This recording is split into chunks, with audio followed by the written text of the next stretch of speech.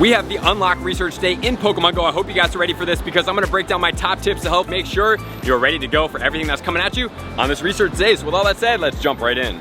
Welcome back, my trainer club. Let me know in the comments below, are you guys excited about the Research Day Unlock? This is gonna be unlocked #1 to the Ultra bonus in Pokemon Go. Let me know in the comments below if you guys are excited. I will be live streaming probably for almost the entire 4 hours. I hope to see you guys out on the live stream. I am going to be putting that up shortly, and if it's not, it might be already up on the channel right now. So definitely tune in and make sure to come out. We're gonna try to get the Shieldon Shiny in Pokemon Go. Obviously the Cranidos is cool as well, but I already have 2 of those. I'm looking to add the Shieldon to the collective.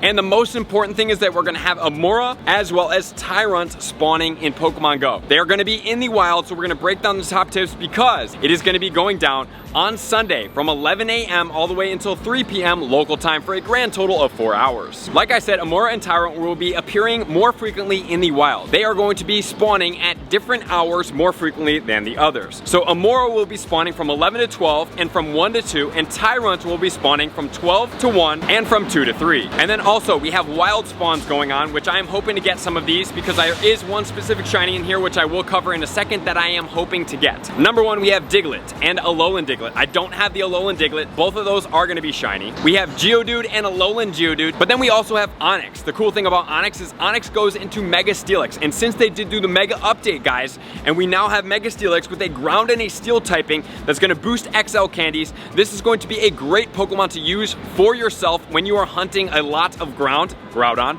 and other things such as Beldum in the future to get that extra XL candy. Steelix is very effective in the Ultra League. It's going to be ranked 22nd with Dragon Tail, Crunch, and Earthquake on this Pokemon, with the 100% IVs being 4, 14, and 15. So it is a multi-purpose Pokemon and definitely something that you do want to try to get. And the shiny is pretty cool, especially for Mega Steelix and Steelix. And then next we have Rhyhorn. Rhyhorn goes all the way into Rhyperior. Rhyperior is an effective rock and ground type attacker. Unfortunately, it is overtaken by some Pokemon in the ground category. And as far as the rock category, it is one of the top Pokemon as of right now. In the Master League, it's going to be ranked 75, so it's not the best, but it does have a shiny. Shiny Rhyperior is pretty cool, but in the Master League, it's going to need the moveset of Rock Wrecker, and Rock Wrecker is going to be the Calm Day move to get it. So you're looking for the 100% IV, and just remember, guys, that there are going to be Pokemon Megas that we can use to boost some of these Pokemon that are going to be effective for that XL candy. And then we have Sudowoodo, Aron, as well as Dwebble. Unfortunately, all the rest of these Pokemon are just going to be cosmetic shinies, and the one other thing is that we do have Mega Aggron at some point or another,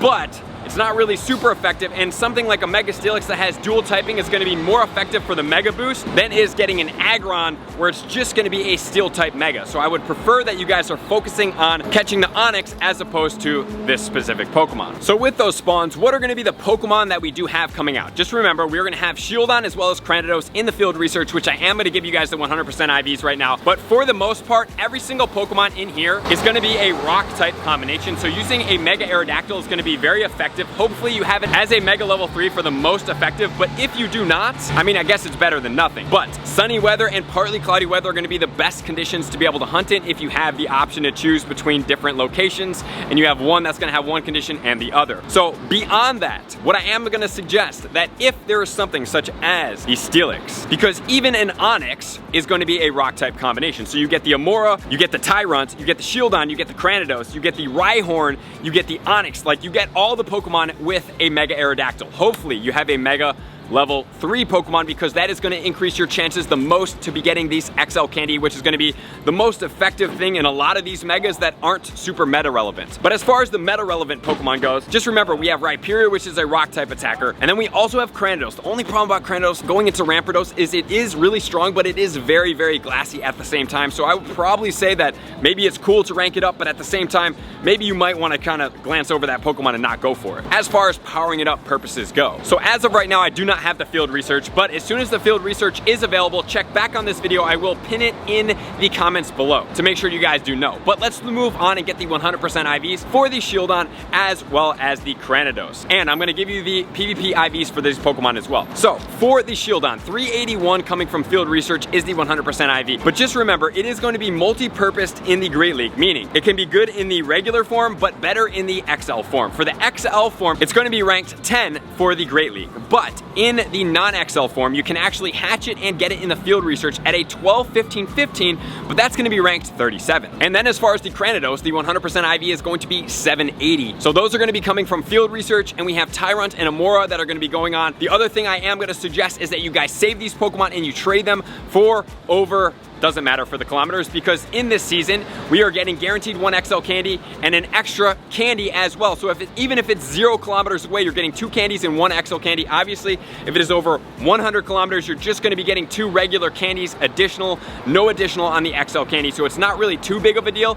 But if you save them and trade them in bulk, the great way for you guys to roll Pokemon and try to get lucky Pokemon as well. And as far as Tyrant and Amaura going into Aurorus as well as Tyrantrum, if you want to see the video where I talk about it in the top tips video, you can check out the scrub bar in that video, or you can check it out right now. So are these Pokemon going to be worth your time, effort, and energy to be able to power up in Pokemon Go? Let's check it out right now, starting off with Tyrant, and then we will go into Amaura. Tyrant is going to be a rock and a dragon type Pokemon. It is going to evolve all the way into Tyrantrum. It's going to max out at 3,536. It's going to have an attack of 227, a defense of 191, and a stamina of 193. So is it going to be good? Well, since it is a rock and a dragon type, it's going to have 6 weaknesses, which is going to be steel, ice, ground, fairy, and dragon. And then it's going to actually double resist fire, single resist electric, flying, normal, and poison. So if we look at these strengths and weaknesses, it's not really favored for the Tyrantrum for PvP. And as far as meta attacker guys, we're looking at dragon attackers, and then we're looking at rock attackers, which there are already some pretty strong Pokemon